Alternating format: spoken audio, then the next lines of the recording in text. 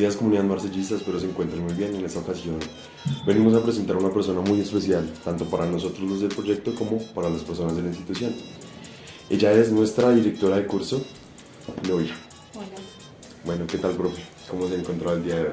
Bien, gracias, Luis. Me alegra mucho escuchar eso. Bueno, pues realmente nosotros porque queríamos meterlo aquí en ese proyecto, pues es una persona realmente muy importante. Entonces, pues empecemos con una serie de preguntas. A ver, por ejemplo, ¿cómo fue su infancia? ¿Sus padres? Bueno, mi hogar era particularmente conformado papá y mamá y estuvieron siempre presentes, pero siempre es el rol de la mamá, o sea, en nuestras generaciones. La mamá jugaba un rol muy importante, papá iba a trabajar, mamá en casa, entonces mamita era quien siempre estaba pendiente de toda tu parte académica, todo velaba por él, y papá no era que no estuviera ahí, pero pues como que había un poquito más de desconocimiento de quién eres tú en tu cotidianidad, porque pues aparte de todo él era agente viajero, entonces viajaba mucho. No puedo decir que no haya tenido la compañía de mi papá, y la tengo todavía, gracias a Dios, pero siento que el rol de mi mamá fue muy fundamental. Yo crecí en una familia muy unida, mi papá tenía una casa con varios pisos y en cada piso vivía una tía y mis primos, entonces eso era tener la familia siempre junta, ¿no? En cada piso estaban mis primos, entonces las tardes eran de juegos, siempre había algo para hacer con ellos, entonces y eso generó mucha unión en mi familia. Todavía tenemos unos lazos muy unidos de familia gracias a eso, a esa niñez, y uno gozaba, jugaba, tal vez no habían tantas tecnologías como las que hay ahora, y pues eso permitía que uno desarrollara mucho la imaginación en juegos. Cogíamos la terraza como centro de patinaje, de ciclismo, porque era grande, y pues por seguridad, porque a mi mamá era algo sobreprotectora, le daba cosa como que uno saliera, pero pues uno gozaba allá en la terraza de su casa, vivíamos todos el juego, entonces siempre fue una niñez muy alegre. Realmente mi niñez fue muy alegre, muy divertida, no hubo así cosas que uno marcara, que dijera, me quedó esto de mi infancia, este dolor. No, realmente fue una niñez muy divertida. Qué chévere, profe. Primero, ¿de cuántos hermanos tenían los hermanos? En total somos 5, pero 3 son hijos de mi mamá, o sea, mis hermanos directos, y pues con ellos fue con los que crecí. Ya los otros, pues ya era mayor o mucho menor, y no es que estén alejados, pero pues no es la misma dinámica que con los hijos de la misma mamá. Sí, exacto. ¿Alguna cosa que recuerde de su infancia y que la haya marcado, que en serio se pueda reír, echar un buen rato de alegría con esos recuerdos? Bueno, pues es como entre mi comienzo de terminar mi infancia y el comienzo de mi adolescencia, en esa pubertad, con mis primas nosotras éramos muy fanáticas, somos fanáticas de Guns N' Roses, y hacíamos lo que fuera por ellos.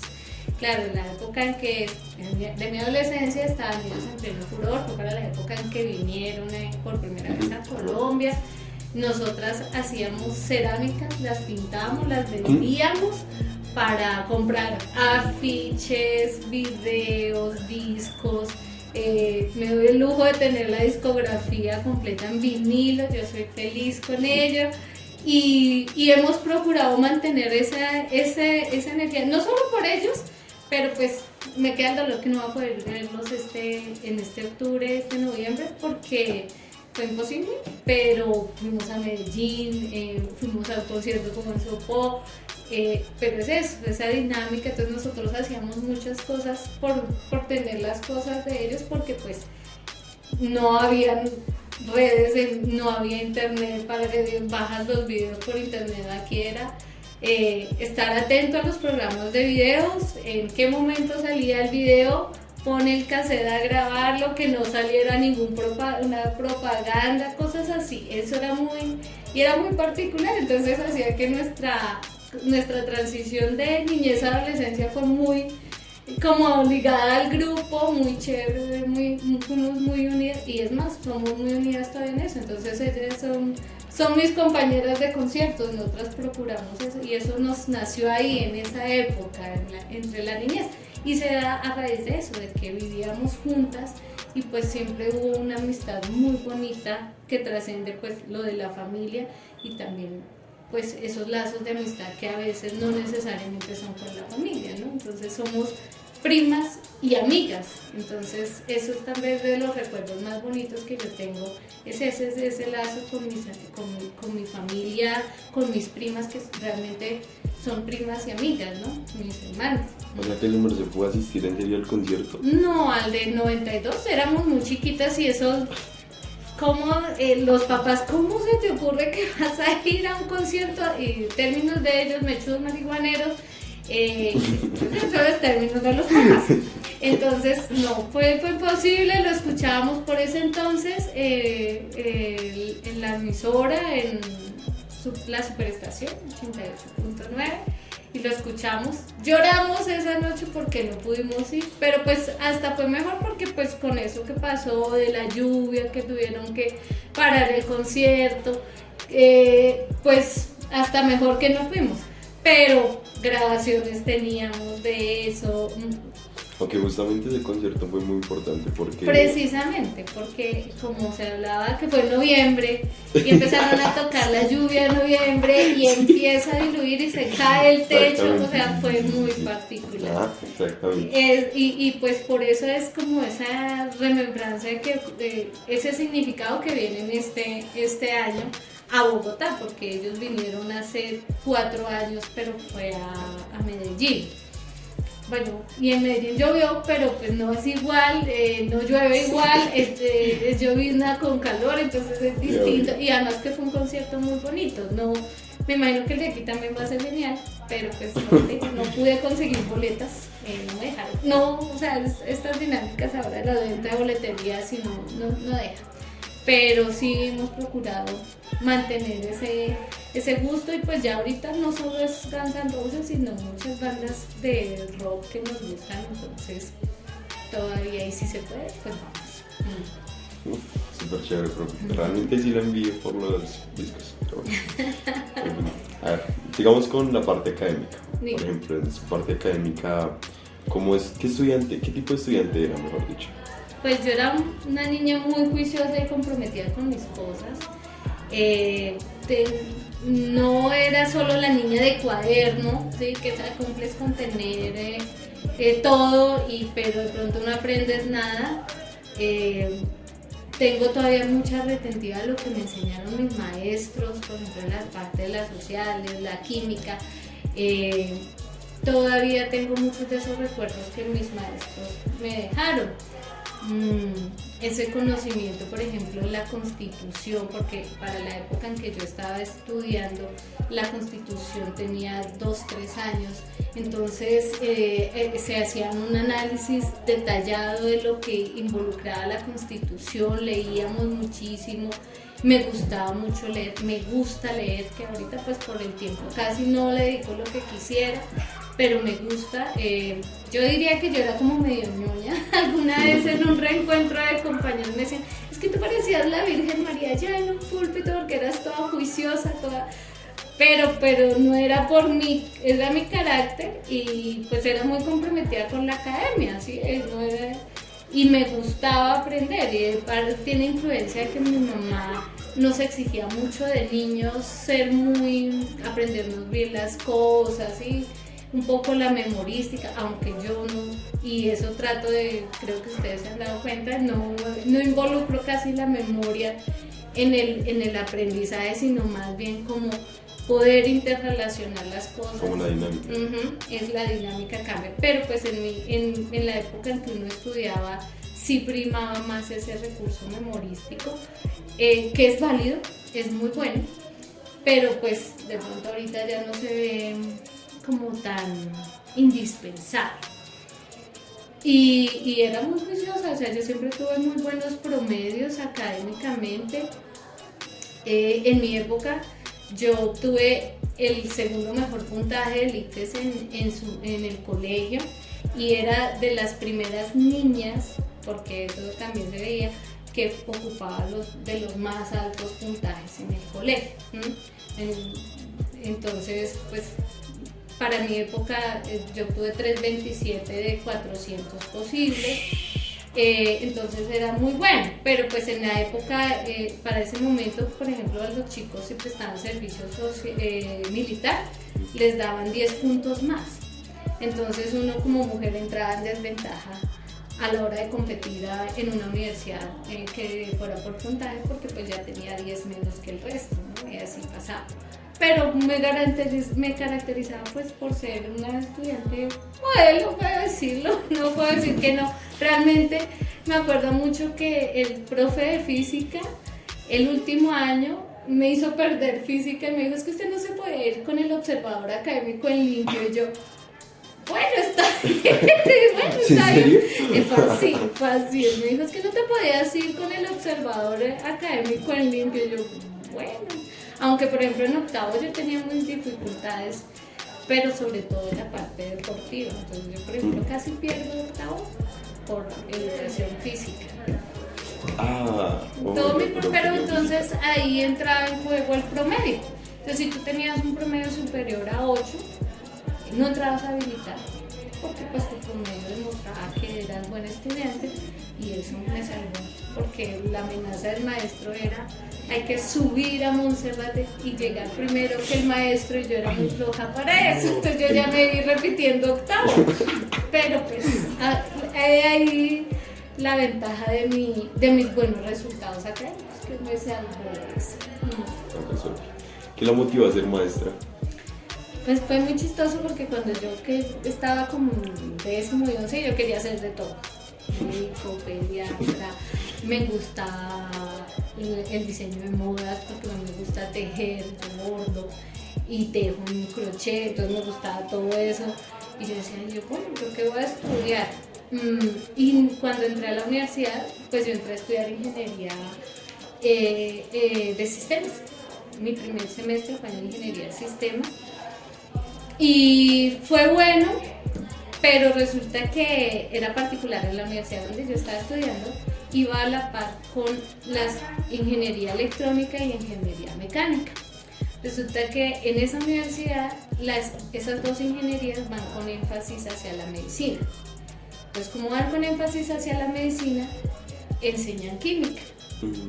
Y yo no veía química, mi laboratorio era en sistemas.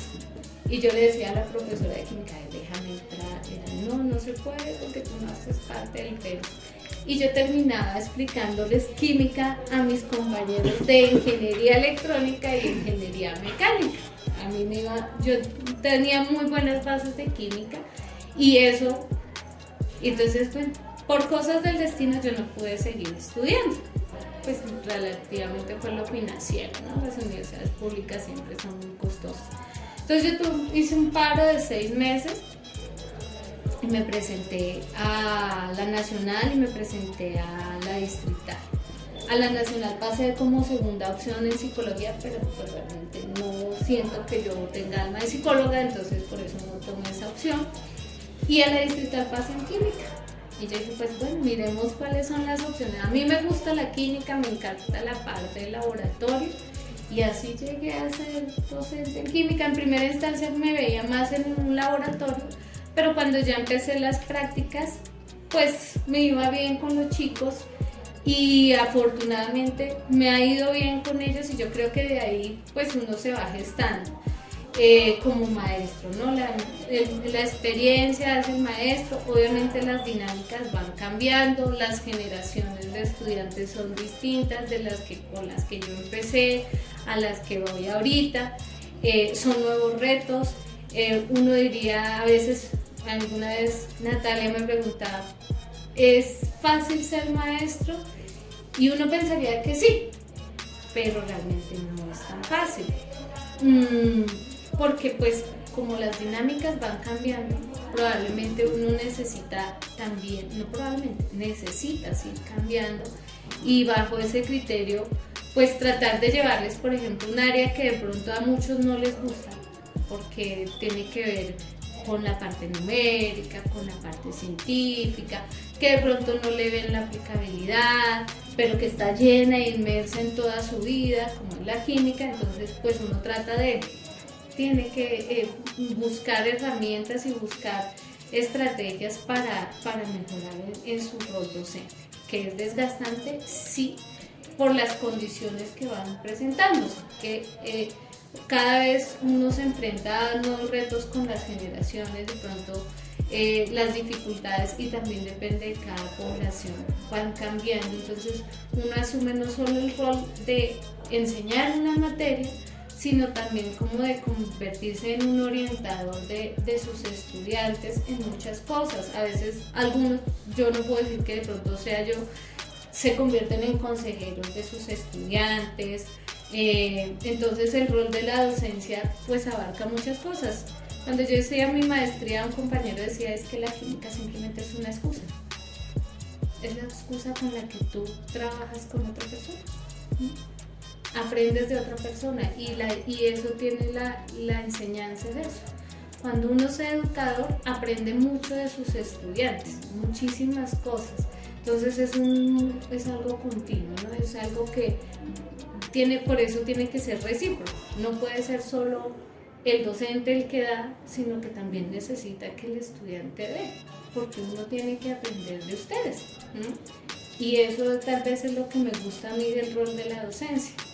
Que si tú me dijeras hoy, ¿volverías a ser docente? Lo pensaría, porque precisamente por esas dinámicas que van cambiando y que sus necesidades casi se van apuntando a otras cosas muy distintas de la academia, entonces como que uno se siente a veces sin fundamentos o sin argumentos, pero por eso lo pensaría hoy en día, ¿no? No sé a qué me dedicaría, pero... Algo que tenga que ver con química, pues. Con química probablemente, o lo que te digo, a mí me gusta mucho, por ejemplo, esas labores manuales hacia el tejido, cosas así. Algo distinto, pero pues también siento que mi intelecto tampoco se queda en algo tan pequeño, busca algo más por mi carácter y por esa necesidad de búsqueda, de indagación, de investigación. Entonces como que uno también se siente que yo puedo dar un poco más, siempre un poco más. Entonces, sí, claro, no, pues es que como los estudiantes depende mucho también del maestro, la dinámica que digan. Como todos somos tan diferentes, supongo que debe ser desgastante, ¿no? Sí, sí, claro, es cierto. Y que a veces uno dice, mira, uno planea una clase, ¿qué va a hacerles todo esto? Y con un grupo funciona y con el otro, sí, buenas, ¿para qué hizo eso?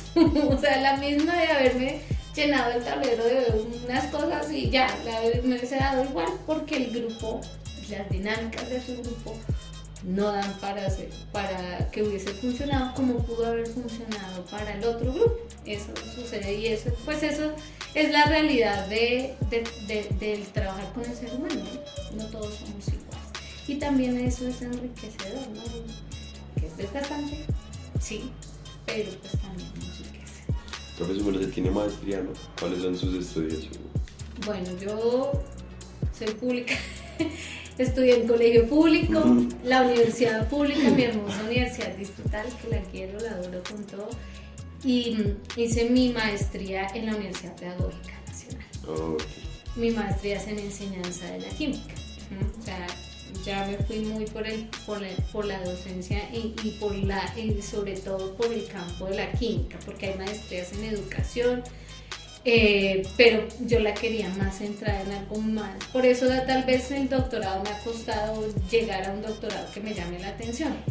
Porque el doctorado que ya se enfoca en química tienes que haber sido más de la parte del laboratorio, menos de la parte de la enseñanza, ¿sí?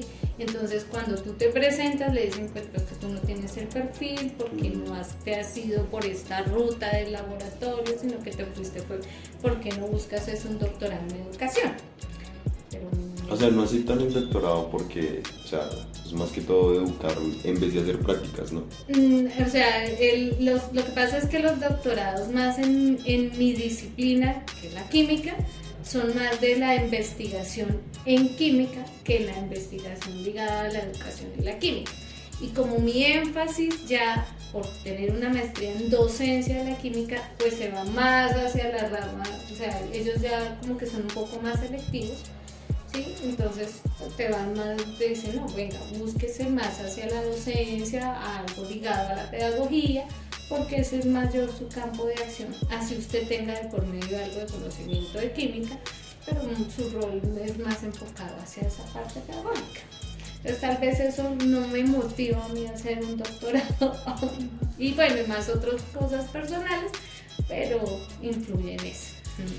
Justamente yo escuché que le gusta mucho la universidad estatal, ¿por qué? ¿Qué es la universidad? Bueno, aparte que fue mi alma mater, pues en la, fue como el crecer como persona allí. Realmente yo pasé por la universidad, pero la universidad también pasó por mí, que eso es claro, porque hay mucha gente que pasa por la universidad, pero de la universidad no te queda nada. A mí me pasó que yo estuve en la universidad, pero también la universidad me dejó muchas cosas. Construí unas amistades muy fuertes, aprendí muchas cosas de mi campo de acción y también de mi campo disciplinar como es la química. Aprendí a afrontar retos, ¿sí? Que de pronto uno no los en su básica, en su secundaria no los veía. ¿Sí? Uno realmente creces como ser humano en la universidad, si realmente vives la universidad. Aprendí que tenía que trabajar, que yo no podía quedarme como esperando a que las cosas llegaran, y como ese deseo de búsqueda, de interpretar las cosas, de analizar las cosas, eso me queda en la universidad, me llama mucho. Y pues el tiempo que pasé con mis compañeros los vivimos muy bien, no solo era que por decir que, no, es que solo era lo que hacían después de las clases, sino también lo que se vivía al interior de las clases, eran unas dinámicas muy bonitas. Súper bien. Bueno, sabemos que, digamos, ya los estudiantes están próximos a presentarse a la universidad. ¿Qué consejo le darías? Bueno, de primera instancia, pues tener como claridad en lo que quiere uno estudiar, pero también es cierto que no es que uno puede a veces hacer un paro y ese paro no significa fracaso. Te lo digo por mi experiencia. Yo paré un semestre y probablemente fue lo mejor que pude haber hecho, porque muy seguramente no habría sido una ingeniera de sistemas ni me habría visto desarrollando la carrera. Aprovechar los espacios de la academia, aprovechar y tratar de gozarse las clases que te brindan en la universidad. No todo puede ser, que el profe no vino, qué rico que no vino el profe y entonces perdamos el tiempo. No, eso viene una vez, y más por ejemplo en las dinámicas de la pública que hacen paro, que sí, viene un ratito, pero uno no puede dejar su lado académico ese rol de estudiante en la universidad, porque prefiero estar jugando billar, tomando, que eso puede pasar en la universidad, ¿sí? O sea, uno tiene que asumir verdaderamente como desviarse, ¿no? Sí, su rol de estudiante, porque es que a veces eso pasa con la gente en la universidad. Somos muchos los que empezamos en un primer semestre, y tú 100, y se terminan graduando 10, 20. Los otros se quedan o desertan. ¿Por qué? Porque son otras cosas alrededor de la universidad las que les importan más que la academia. Y eso también debería ser el sentir para la academia en el colegio, ¿no? O sea, ¿cuál es mi rol verdadero en el colegio? Ser estudiante, ¿cierto?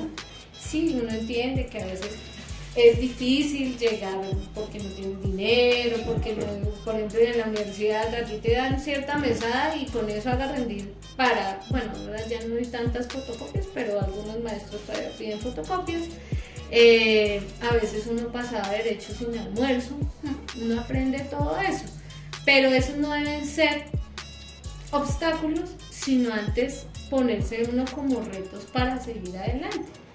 Yo cuando por ejemplo tenía jornadas largas que no alcanzaba a llegar a mi casa a almorzar, pues dice un amigo, me dijo, venga, trabaje y yo le doy el almuerzo. Y así empecé a trabajar en la cafetería de la universidad. Entonces bajo ese criterio uno va aprovechando de eso, pero no puedes descuidar esa parte académica, porque si no te vuelves una persona que o se vuelve un mal profesional porque realmente no aprendió nada en la carrera, sí, tal vez lo pasaron, lo pudo pasar, porque eso sucede, hay gente que se apoya en uno en otro para pasar, y eso sucede en todos los campos de la academia, aquí, en la universidad, y realmente es un mal profesional porque realmente no aprendió nada, o de las diferentes dificultades que uno puede tener, pues aprende y valora lo que aprendió en la universidad y bajo ese criterio le saca el jugo a lo que aprendió en la universidad. Y no quedarse como alguien que pasó por la universidad, sino alguien que la universidad pasó. Perfecto. No, muchísimas gracias, profe. Pues, Vale. además de pues, la entrevista, muchísimas gracias por ser tan buena maestra. Realmente a mí personalmente, y sé que a muchos estudiantes más, pues les motiva tu forma de enseñar, ¿sí? Como la dinámica que le metes a las clases. Entonces, por mi parte, súper perfecto, profe. Muchísimas gracias. Y pues también a ustedes por vernos. Espero disfruten esta genial entrevista. Y pues si llegaron hasta aquí, recuerden dar un like y comentar qué próximo quieren que entrevistemos. Hasta luego, comunidad marcellista. Gracias, profe. Gracias a ustedes, lindo ejercicio.